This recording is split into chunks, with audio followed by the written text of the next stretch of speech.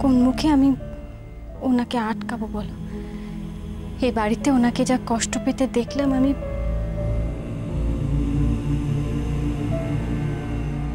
ওনাকে কিছু বলার আমার মুখ নেই। আপনি চলুন। না আলো, এইভাবে বলিস না। আমি কি অংশুকে ভালোবাসি না? ছোট থেকে এত বড়টা হলো কার কাছে? আজ আমার মুখের কথাটুকুই সব হলো। ও সব কথা থাক না ঠাকুমা। আমি এ বাড়িতে থাকি বা না থাকি তাতে কার কি এসে যায় বলো? কিন্তু সত্যি যার এসে যায় আমি তাকেই সঙ্গে নিয়ে যাচ্ছি।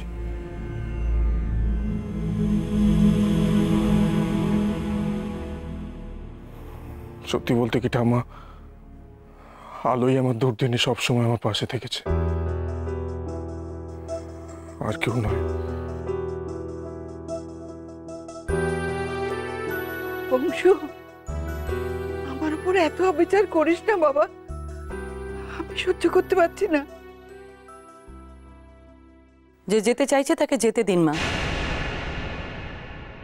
আর তাছাড়া আমার স্বামীর খুনি আমার চোখের সামনে ঘোরাফেরা করবে, এটা আমি কিছুতেই মেনে নিতে পারবো না।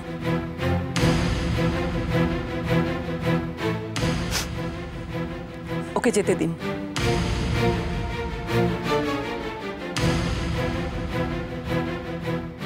আর এক মুহূর্ত এসব শুনে আপনি এখানে দাঁড়িয়ে থাকবেন না, চলুন।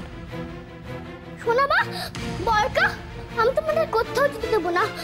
শোনা মা, বরকা, শোনো কথা শোনো। না তুমি যাবে না। শোনো।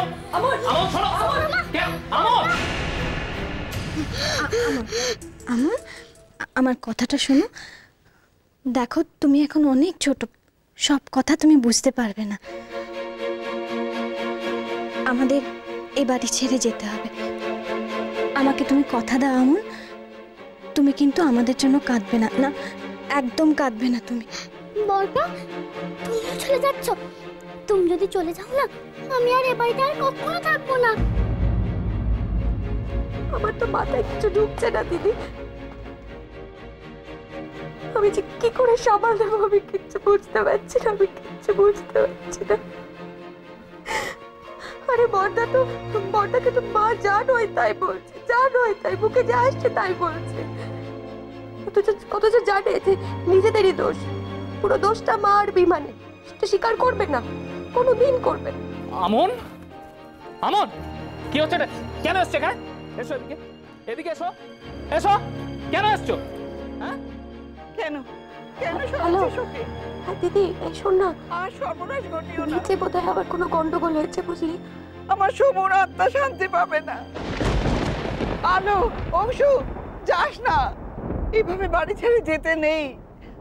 আমার জন্য না হোক, তোদের বাবার জন্য অন্তত এই বাড়িতে। দাঁড়াও অংশুমান, এইভাবে তোমাদের যাওয়া হবে না।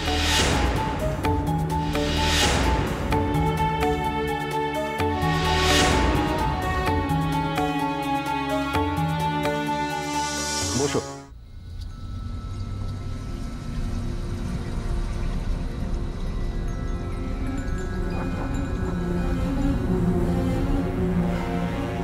কি ব্যাপার কি উকিল কাকু, আপনি হঠাৎ আর এভাবে আমাদের আটকানোর মানে কি? মানেটা একটু পরেই পরিষ্কার হবে। ভালোই হলো আপনারা সবাই এখানে আছেন। সমরেন্দ্রবাবু কিছুদিন আগেই তার উইলটা পাল্টেছিলেন।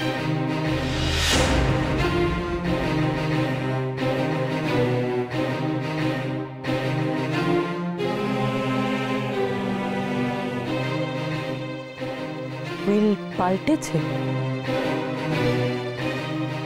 কই, আমরা তো কিছু জানি না। দেখুন, উইল জিনিসটাই হলো খুব ব্যক্তিগত ব্যাপার। হয়তো বা সমরেন্দ্রবাবু ইচ্ছে করেই জীবিত থাকাকালীন কাউকে কিছু জানাননি, কিন্তু আজ যখন উনি আমাদের মধ্যে নেই, তখন আমার কর্তব্য হলো যে উইলের বয়ানটা আপনাকে জানিয়ে দেব। উকিল কাকু, এই বয়ান জানার কোনো প্রয়োজন আমার নেই। এই বাড়ি, এই সম্পত্তি, কোনো কিছুর উপর আমার লোভ নেই।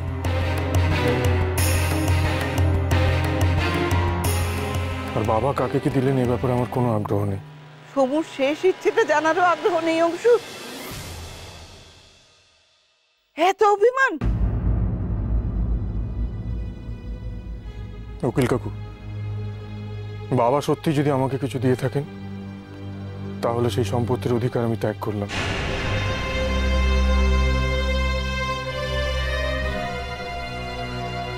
এই বাড়ির কোনো কিছু আমার চাই না।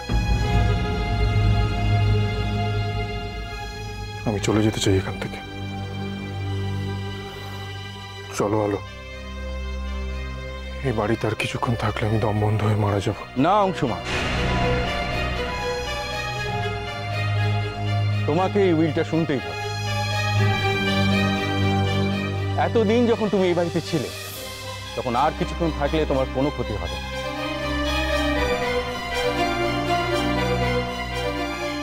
সমরেন্দ্রবাবু আজ নেই, তার আত্মা শান্তি পাবে না যদি তার শেষ ইচ্ছেটা পূর্ণ না হয়। তুমি আরেকটু অপেক্ষা করো। উনি যখন এত করে বলছেন তখন একটু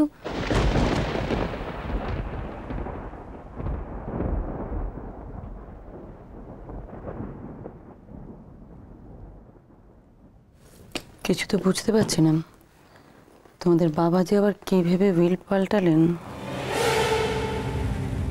শেষ মুহূর্তে বোধহয় পুরো দশরথ ভয় পেয়েছিল মা। যদি মায়ের মৃত্যুর সংবাদ জানার পর বড় ছেলে দুর্ব্যবহার করে, তাই আমাদের নামে লিখিয়ে দিয়েছে। তো এখন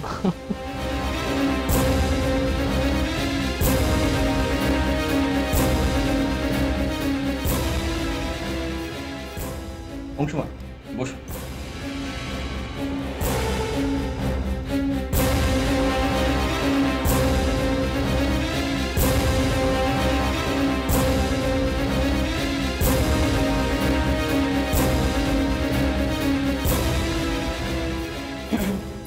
পড়তে কি আরো দেরি হবে? আসলে কাজের বাড়ি তো, উনি নেই, লোকজন এসেছে, অনেক কাজ পড়ে আছে।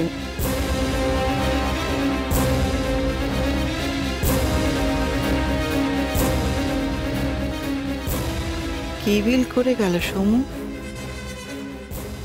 আমাকে জানালো না পর্যন্ত। সুরেখার চাপে পড়ে ও আবার কোনো ভুল করে বসলো না তো? এখন আমি সবার সামনে প্রয়াত সমরেন্দ্র লাহিড়ী মহাশয়ের উইলটা পড়ে শোনাব। এই উইলই তার শেষ ইচ্ছে ছিল, তাই আশা করব সকলে মৃতের শেষ ইচ্ছাকে সম্মান করবে। আমি সমরেন্দ্র লাহিড়ী সজ্ঞানে আমার স্থাবর এবং অস্থাবর সম্পত্তির 3% ভাগ আমার মা শ্রীমতী ননিবালা লাহিড়ী, 3% ভাগ আমার পুত্রবধূ রূপা লাহিড়ীকে, 2% ভাগ আমার কন্যাশ্যামা পারুল দাসকে এবং 2% ভাগ আমার পৌত্রী আমন লাহিড়ীকে দিতে চাই।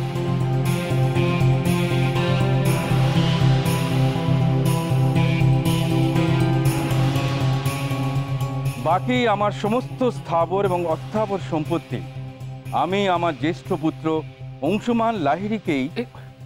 এর মানেটা কি? না না, আমি, মা, মেজদা বৌদি এরা কোথায়?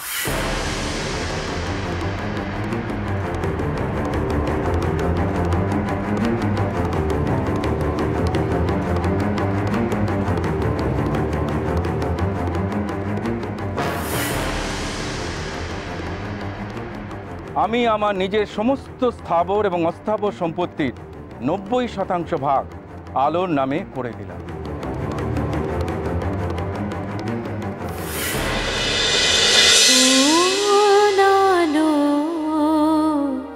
লাগলো চোখে